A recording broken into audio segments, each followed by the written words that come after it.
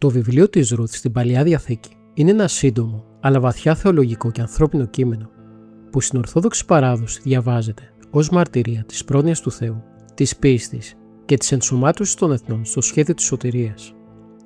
Στη Βηθλεέμ του Ιούδα ζούσε ο Λιμέλεχ με τη γυναίκα του Νοεμίν και τους 2 γιους τους. Λόγω λοιμού όμως η οικογένεια μετανάστευσε στη γη Μωάβ. Εκεί όμως η τραγωδία χτύπησε την οικογένεια.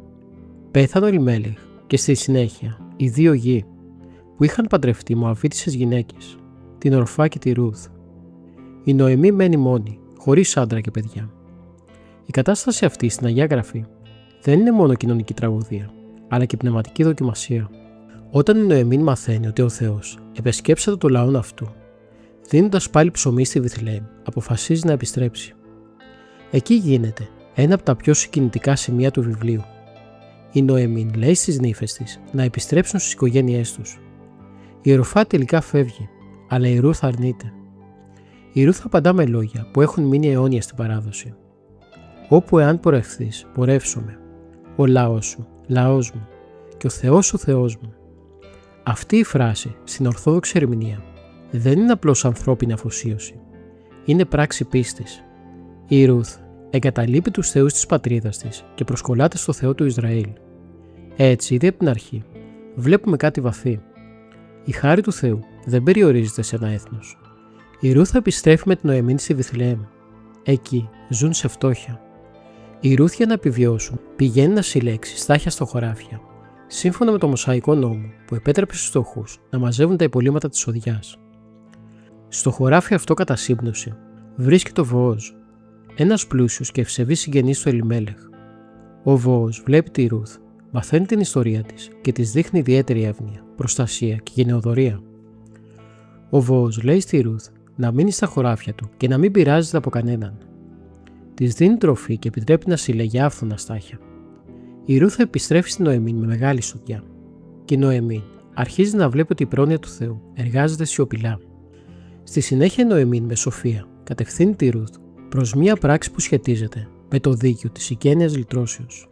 Η Ρούθ πλησιάζει τον Βοόζ με σεμνότητα και του ζητά να τη λυτρώσει ως συγγενής σύμφωνα με το έθιμο του Ισραήλ. Ο Βοόζ συγκινείται από την άρετη και την πίστη της Ρούθ. Την αποκαλεί γυναίκα ενάρετη και δηλώνει ότι θα αναλάβει την ευθύνη, αν και υπάρχει ένας πιο κοντινός συγγενής που έχει πρώτο δικαίωμα. Τελικά, μετά από νομική διαδικασία, ο Βοόζ γίνεται ο λυτρωτής της Ρούθ.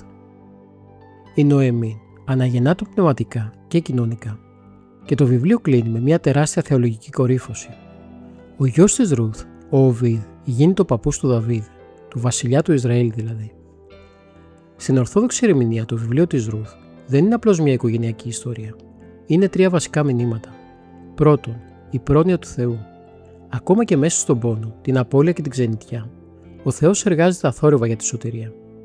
Τίποτε δεν είναι τυχαίο, ούτε η σύμπτωση του χωραφιού του Βοόζ. Δεύτερον, η πίστη και μετάνοια των εθνών. Η Ρούθ, ως Μωαβίτισσα, γίνεται μέρος του λαού του Θεού, όχι από καταγωγή, αλλά από πίστη και αγάπη.